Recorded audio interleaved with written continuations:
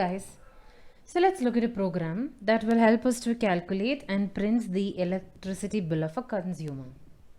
So we have taken the input for the consumer ID, the name and the units, and we have a table so that we can actually calculate the charges of the consumer based on the units they have consumed. So you have different slabs, like up to 199 you have to charge them rupees 1.20 per unit. From 200 to 399 rupees 1.5, 400 to 599 rupees 1.8, and above 600 rupees 2.0. And if the person's bill, the consumer's bill exceeds rupees 400, then you have to charge them an additional of 50% on their bill. And there's another one condition where the minimum bill should be rupees 100. That means every consumer will start with a minimum bill which is already 100 rupees. So looking at the table of the units, we know obviously it's going to be a LCIF ladder. Now one small thing to keep in mind when entering the consumer's name, a name is a collection of alphabets, which is a collection of characters. So we obviously opt for something known as an array, which is actually a collection. We'll do a little more in detail in the array playlist. Array is basically a collection of similar data types. Here it is character for alphabets. So when we take an input for a collection of alphabets or a collection of characters, we call them a string. So when you take an input, we can obviously follow the normal method of writing %s, but in %s we will not be putting an ampersand sign. We'll just go ahead and write this because the string is an array and the array is itself having the value of the address, and therefore we won't put the ampersand because ampersand is used to denote the address.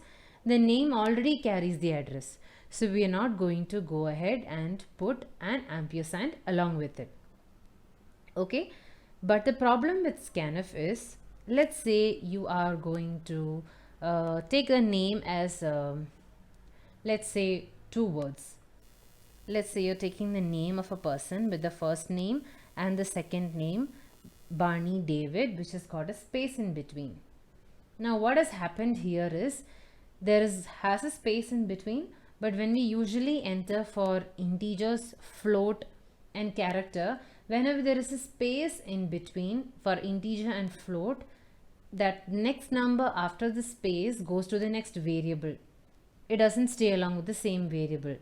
That is why when you have scanf statement, scanf a white space, which is the space which is currently here, or a new line character, meaning you press enter after the each and every input, that becomes the terminating character. It means it stops taking input for each variable there. And if you write Barney David and write it to across a scanf statement, only Barney will be stored as a name. David won't be stored because there is a white space in between, and scanf has stopped taking any more inputs after the space. So if you want a person's name, to being input fully Barney as well as David, don't use scanf, go for the getAs function. Now the getAs function will be taking a space along with it. For the getAs function, the new line character or the enter is the terminating character. So it will take any number of words, any number of spaces till you press the enter button. So if you have a consumer which has got 2 names, like first name as well as last name, use getAs. If you have a consumer with just 1 name, you can go ahead and use scanf. So after this, we are going to take the input for the consumer ID. Let's say this is just going to be a numerical value, the name and the units consumed. So the units consumed by a consumer is never going to be negative. So if at all the units is less than 0, you can thereby printf that there is an error and you can terminate your program. Let's put that as a base condition. Now, if that is not the case, then you can start with the charge sheet as given above. If the units is starting from 0 up till 199, so you can always write if units less than or equal to 199 is also possible, or you can go ahead and write units strictly less than 200 is also fine. In this, how much is the person charged? Rupees 1.2 per unit. So let's say charge is equal to 1.2 into the number of units that is consumed by the person or by a individual or user. Now comes the else if. Else if is from 200 up till 399. So you can write for this a condition if units is greater than or equal to 200. Because you skipped 200 in the previous condition, you can include 200 here. Don't include 200 in both the cases, because then your compiler will be confused as to what to take, and obviously it will opt for the first one. Now here, since we have not included 200 here, we can include 200 here by writing less than or equal to. Now units greater than equal to 200 and it goes up to 399. So you can write less than equal to 399, or you can write strictly less than 400. So if that is the case, what is asked? Rupees 1.50 per unit. So charge is equal to 1.5, right? Yes, 1.5 into units. Now the next one is from 400 to 599. So you can write else if the units greater than equal to 400 and less than equal to 599, or you can write strictly less than 600. They have asked to charge rupees 1.8 per unit. Now else, you can write else and write, or you can always write else if units greater than equal to 600, charges rupees 2 per unit. Oh, sorry, we can't write rupees. So it is 2.0 asterisk units. You can avoid writing and you can just directly write else charge is equal to rupees 2.0 per units also. So this is for this program. In some programs you might say the electricity bill is charged as, for the first 200 units charge them this much, for the next 100 units charge them this much, for the next 100 units charge them this much. If that is the case, then you have to write for how many units you are charging how many. For the first 200 units means write up till less than 200. For the next 100 units means you have to charge them the 200 range also, as well as for the next 100 units also you have to charge. They are charging by calculation of unit wise. Here they have asked you total, if what is the units consumed by the consumer, charge according to that. If they have crossed 200, avoid the first row of charge, go on and calculate for the next row. Now after we have done this, what is the minimum bill? Every user should be charged a minimum of rupees 100. So you can write that the charge of the consumer should be equal to the existing charge plus 100, because we are charging them a minimum of rupees 100. So we have done this much. Now comes, what if the total charge that a single user is getting is above 400? That is this condition. If the bill exceeds rupees 400, then a surcharge of 15% will be charged. 15% on the existing charge. So if the charge is greater than 400, you have to charge them 15% extra. That means the existing charge is there, okay, then you are going to calculate 15%, which is obviously 0.15 into charge, 15% of the charge. Add these both together and that should be the new charge. So take 0.15 percentage of the charge or 0.15 in asterisk charge, add it to the existing charge, and that will be the new charge. So this is only if the user's charge increases more than 400. I am reusing variables here so that we use as many less variables as possible. Now after this, you can directly go ahead and print out the user's ID. You can directly go ahead and output the user's ID, what is the name, and what is the final charge that they have to pay. So the main part lies in here. Please don't confuse such questions where the total charge is given. They are given the units. The total charge is given and you have your output. And there are questions in which they charge like for the first 200 units, for the next 100 units, for the next 100 units. You have to carry, for then they're not saying what is the total charge. They're telling from the beginning. So you have to calculate if the person is like having 600. For the first 200, you have to charge them this much. From 200 to 300, you have to charge them this much. From 300 to 400, you have to charge them this much. Anything above 400, there will be another set of charge. So those questions are of a different type. This is any user where the units are lying between this will be displayed as this type of charge. So once I finished making out the charge for the particular units consumed, I have finally added the base charge of ₹100 along with it, and I have added the 15% of surcharge also. Then you can go ahead directly and print the values. So let's see this in the code. So let's start with declaring the variables that we need.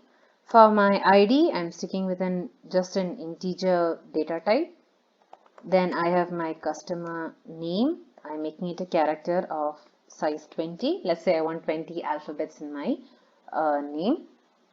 This is character array.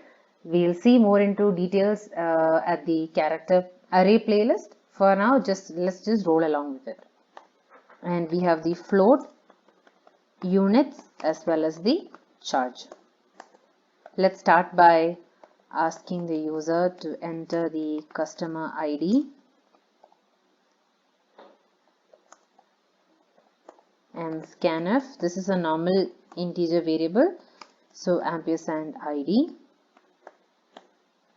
Then you can ask the user for the name. This is /n enter customer name, get his name. Now printf, enter units consumed. So scanf %f ampersand units. Now we'll start with the first, checking if the units is invalid, less than 0. So if units is less than 0, you can go ahead and printf /n invalid units, and you can exit the program by using return 0.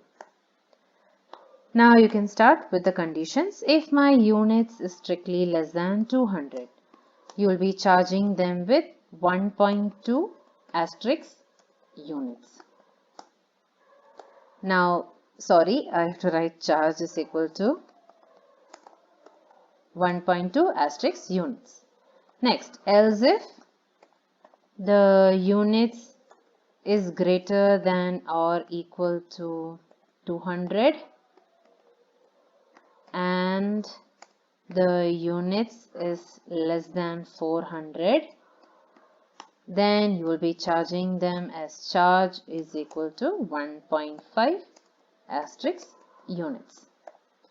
Next, else if the units is greater than or equal to 400 and the units is less than 600, you will be charging them as charge is equal to 1.8 into units. Now You can write just else, or if you want you can write it as else if as well. Units greater than or equal to 600, you can go ahead and write the charge is equal to 2.2 into units, or you can write 2.0 into units. It doesn't mind because units is already a float data type, so it doesn't matter.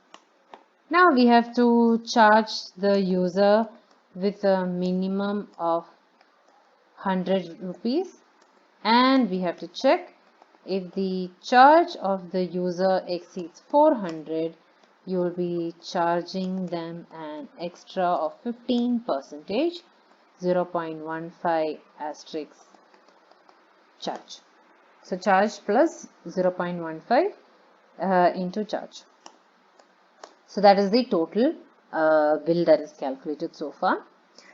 Now you can also edit and put a different variable here, like total is equal to charge plus 100, and then you can write here if total is greater than 100, then total is equal to total plus 0.15 into total. No problem, I'm sticking with one single variable.